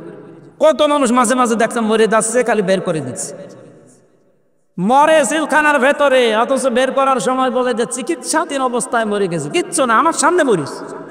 ওরা বলে যে জেলখানার ভেতরে আজরাইল ঢোকে না, আজরাইল ঢোকে জেলখানার বাইরে, কারণ ওখানে ঢুকলে ওদের সমস্যা হয়ে যাবে যে জেলখানায় মেরে ফেটেছে।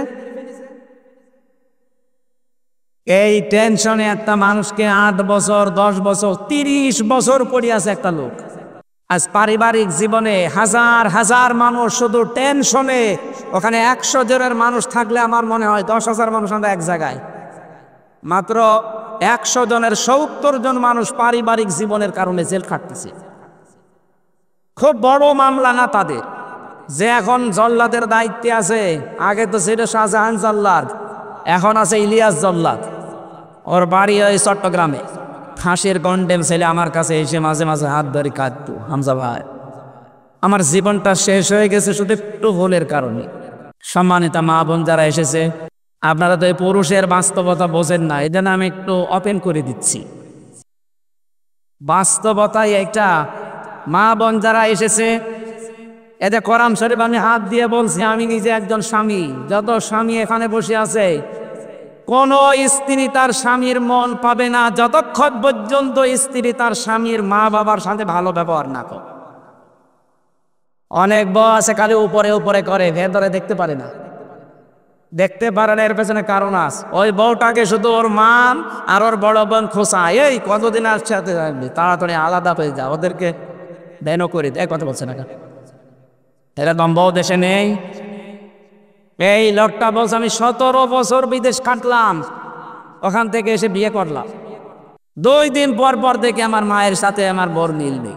কিছু দিতে গেলে আমার বোনকে মাকে এ বোর আর মন পাওয়া যায় না, খালি গন্ডগোল করে। ওরে একদিন সংশোধনের জন্য একটা থাপ্পড় দিলাম, ও ছাতা বুড়ি গেছে, মানে একটু জোরে লেগেছিল হয়তো, এমন জায়গা মতো লেগেছে, মরি গেছে। ওর বাবা মা মামলা দিল, মার্ডার মামলা। এই যে আমি পড়ি আছি আজ 30 বছর আমার জেল। তো বলেন ওর জীবনে আর কি থাকবে বলেন তো?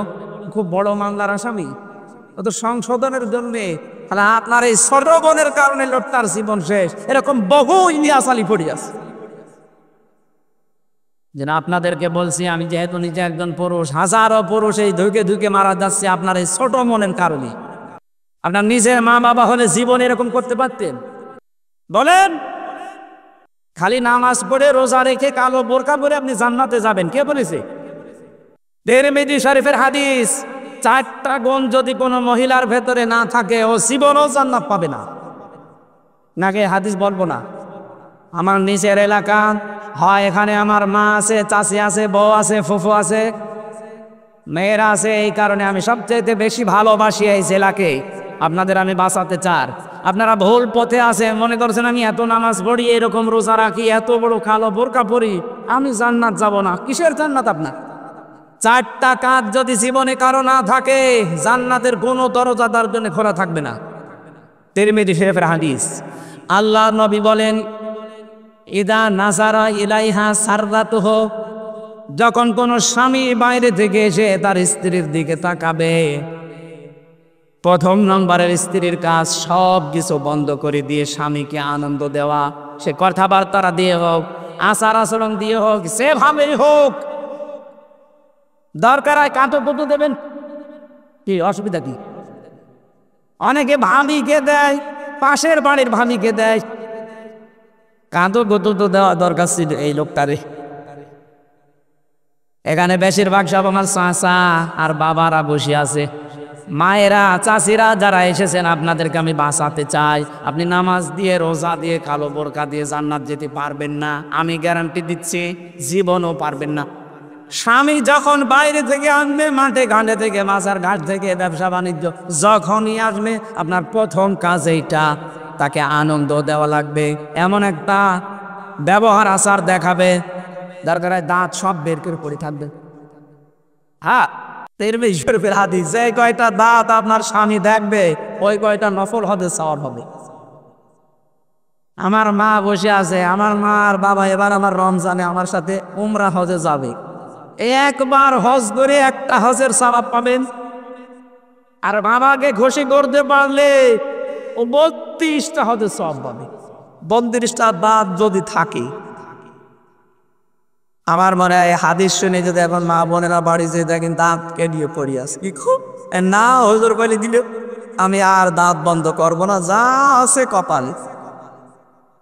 2 নম্বরে, ওয়াইদা গাবা আনহা হাফিজাতুহু, স্বামী যখন বাইরে যাবে তখন নিজেকে কন্ট্রোল করবে। নিজের ইজ্জত, আবরু, সম্ভ্রম, নিজের স্বামীর সম্পদ এবং তার সন্তান, এগুলো দেখে শুনে রাখার দায়িত্ব আপনার। এটা নামাজ রোজার মতো ফরজ।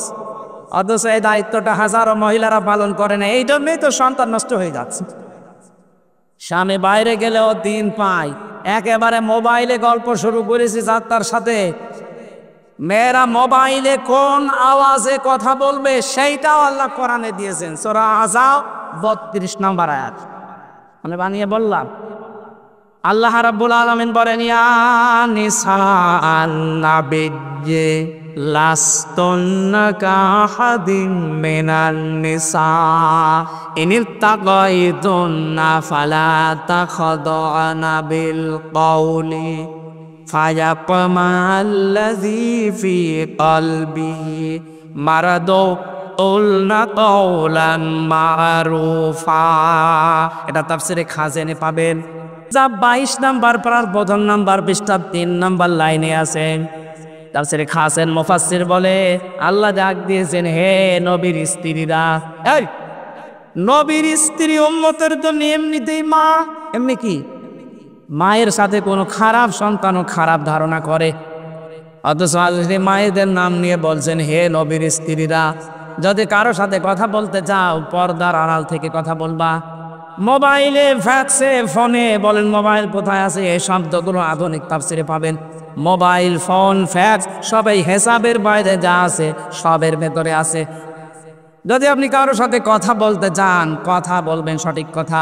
এই যে মোবাইলে আজ অনেকে মিথ্যা কথা বলেন, আসেন দাবিরা ভেটায় বলছে আমি পাঠিকা বাড়ি আস না, এটা মিথ্যা কথা। মোবাইলে বলেন আর সামনাসামনি বলেন, কথা বলবেন সঠিক কথা, মিথ্যা বলে দেবে না। কিন্তু কথা বলার সময় আপনার ভাষা হবে রুক্ষ সূক্ষ্ম গরম। 14 জন পুরুষের সাথে আপনার দেখা করা তো জায়েজ আছে। কয়জন বলেন বলেন? একজন মহিলা 14 জন পুরুষের সাথে দেখা করতে পারে। তার নিজের বাবা, তার নিজের ভাই, আপন ভাই, নিজের ছেলে অথবা ভাইয়ের ছেলে, আপন ভাইয়ের ছেলে, আপন বোনের ছেলে, অথবা নিজের মেয়ের জামাই। এটা কি বলে? জামাই বলে আমাদের এলাকায়। এরকম 14 জন পুরুষ মানুষ আছে, আপনি তাদের সাথে দেখা করতে পারবেন, কথা বলতে পারবেন। এছাড়া যদি কাবার ইমাম সাহেব আপনাকে ফোন দেয়, যদি আননোন নাম্বার মনে হয়, সালাম দেবেন, কথা জিজ্ঞাসা করবেন, আর ভাষা করবেন রুক্ষ সূক্ষ্ম। ও যেন চিন্তা করে আল্লাহ মহিলা না আজরাইল, এমনি লাইন কেটে দেবে। আর যদি আপনি শামনুরের মতো কণ্ঠ দিয়ে কথা বলেন, ওর মনের ভেতরে যদি বোর্ড থাকে, যদি রোগ থাকে, ও চিন্তা করবে দেখি লাইন লাগাই। এই যে কুষ্টিয়ায় আজ কয়েকদিনের ভেতরে পরকীয়া প্রেম করে অধিকাংশগুলো স্বামীর দাড়ি নিয়ে বাড়িতে এসে বসে আস। এই যে সানি সাহেব খালি ভিডিও করেছি, কে কোথায় বেরিয়ে যাচ্ছে, এসে স্বামীর দাড়ি নিয়ে আসে, উনি ভিডিও করে করে ছেড়ে দেয়। অনেক সতর্ক করলে ছাড়ে, যেন এই পথে কেউ পা নিয়ে প্রতারিত না হয়। আশা করছি সামনে এরকম ঝামেলায় পড়েন না। আপনি মোবাইলে কোন আওয়াজে কথা বলবেন সেইটা যদি আল্লাহ দেয়, আর আপনি স্বামীর সম্পদ, স্বামীর এই কথাবার্তারা, স্বামীর ছেলে মেয়ে, তাদেরকে হেফাজত করতে পারবেন না, মানে জান্নাতের আশা করলে এটা করা লাগবে। 3 নম্বরে এইটাই বলার জন্য আমি হাদিসটা পড়লাম।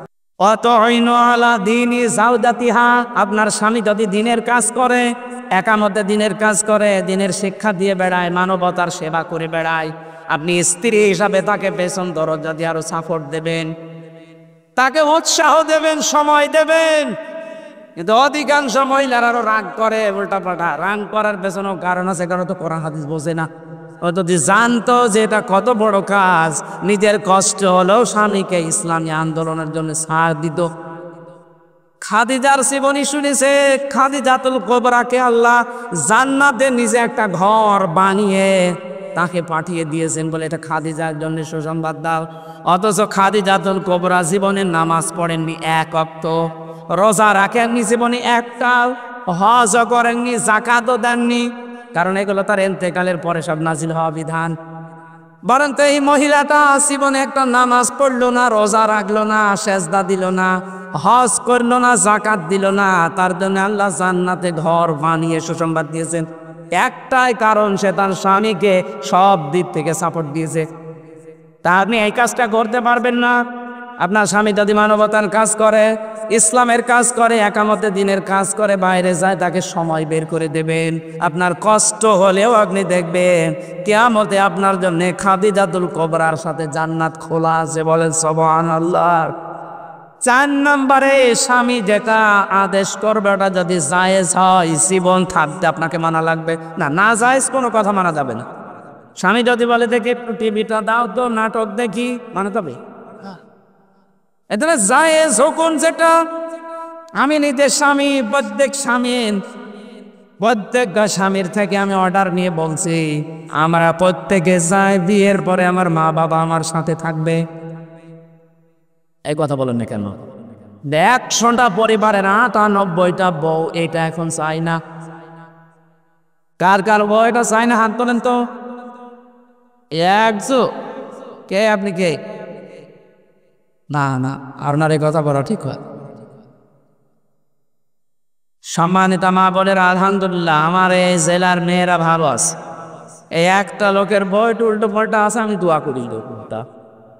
বাকি তো সব ঠিক আছে রে, বাকি আমরা জান্নাতে আছি আলহামদুলিল্লাহ। মেয়েরা যে 4টা কথা বললাম, এই 4টা পঙ্খানো মানা লাগবে। খাদিজা যদি 1 ওয়াক্ত নামাজ না পড়ে, রোজা না রেখে, শুধু স্বামীর পেছনে সময় দিয়ে সব স্বামীকে উজাড় করে দিয়েছিল, একটা কারণে আল্লাহ জান্নাত বানিয়েছে, তার জন্য জান্নাতের সুসংবাদ দুনিয়ায় জিবরাইলকে দিয়ে পাঠিয়ে দিয়েছে। জোরে বলেন আল্লাহু আকবার। আমার কুষ্টিয়ার মেয়েদেরকে আল্লাহ যেন খাদিজাতুল কুবরার অনুসারী হয় তার ঠিক দান, বলেন আমিন। আমরা কোরআনে কারিমের সূরা নিসার 58 নম্বর আয়াতটা পড়েছিলাম, আমানত সংক্রান্ত একটা বিষয়। আল্লাহ আদেশ দিচ্ছেন, ইন্নাল্লাহা ইয়া'মুরুকুম আন তুআদ্দুল আমানাতি ইলা আহলিহা। অবশ্যই আমি আল্লাহ তোমাদেরকে আদেশ দিলাম, যাবতীয় আমানত, গচ্ছিত আমানত তার প্রাপকের কাছে পৌঁছিয়ে দাও। গচ্ছিত আমানত মানে এটা ইলা আহলিহা, তার আহালের কাছে, তার প্রাপকের কাছে। আহাল মানে পরিবার, আমরা মনে করি আহাল মানে মা বাবা স্ত্রী সন্তান, না। এটা যে আসলে পাওয়ার যোগ্য সেই আমানতটা আপনি তাকে পৌঁছিয়ে দেবে। এই আমানাত বহু বচনের ভেতরে ভয়কার ট লেখা আছে তাফসিরে মারিফুল কোরআন। সুতরাং এটাও যদি কাউকে দেওয়া লাগে, যোগ্যতা সম্পন্ন মানুষকে দেওয়া লাগবে। এটা রাজনীতি মনে করলে আয়াত কোরআন থেকে কেটে বাদ দিয়ে দিই। কি কথা বলছেন না কেন? এটা কি রাজনীতি? আপনি কপালে আগুন লাগাচ্ছে, এটা বোঝেননি। এই কারণেই তো ৪২,০০০ কোটি টাকা প্রতি বছরে পাচার হতো এই দেশে। এটা যতদিন না বুঝবেন আরো বেশি পাচার হবে। এই জন্য যোগ্যতা সম্পন্ন লোককে আপনার আমানত আপনি পৌঁছিয়ে দেবেন। এটা মনে করবেন নামাজের মতো একটা ইবাদত। সুবহানাল্লাহ বলতে পারেন নাই? ওয়াইদা হাকামতুম বাইনান নাস আন তাহকুমু বিল আদলি, যখন বিচার করবেন, ফয়সালা করবেন, পরিবার থেকে শুরু করে একেবারে আন্তর্জাতিক জীবন পর্যন্ত, তখন ন্যায় বিচার করবেন। কিয়ামতের ওই কঠিন ময়দানে কোনো নামাজিকে, কোনো রোজাদারকে, কোনো দানকারীকে, কোনো পর্দাওয়ালিকে আল্লাহ আরশের ছায়ায় স্থান দেবেন, দেয়নি। প্রথম নাম্বারে তাদেরকে স্থান দেবেন দুনিয়াতে যারা ন্যায় বিচার করত। আল্লাহ এরকম বিচার ব্যবস্থা আমাদের চোখের সামনে যেন এদেশে কায়েম করে দেন, বলেন আমিন। ইন্নাল্লাহা নি'মা ইয়াইযুকুম বি, কত সুন্দর ওয়াজ তোমাদের জন্য আল্লাহ করলে। কে বলছেন বলেন তো? আল্লাহর ওয়াজ যদি কারো ভালো না লাগে, তার কপাল ভালো না মন্দ? ইন্নাল্লাহা কানা সামিআন বাসীরা, অবশ্যই আমি আল্লাহ সব কিছু শুনছি এবং দেখতে পাচ্ছি। যেহেতু আমরা তার সব আয়ত্তে আছি, আমার আল্লাহ পেছনেও যেমন দেখেন, সামনেও তেমন দেখেন, উপরও যেমন দেখেন, নিচেও তেমন দেখেন। এই বিশ্বাস নিয়ে আজকে আমরা বাড়ি যাচ্ছি। যা বললাম আল্লাহ প্রত্যেকটা কথা আমল করার তৌফিক দিন। সভাপতি সাহেবের কিছু গুরুত্বপূর্ণ কথা আছে 2-1 মিনিটে। আমার লিখিত বই আমি জেলখানায় বসে লিখেছিলাম কষ্ট করে।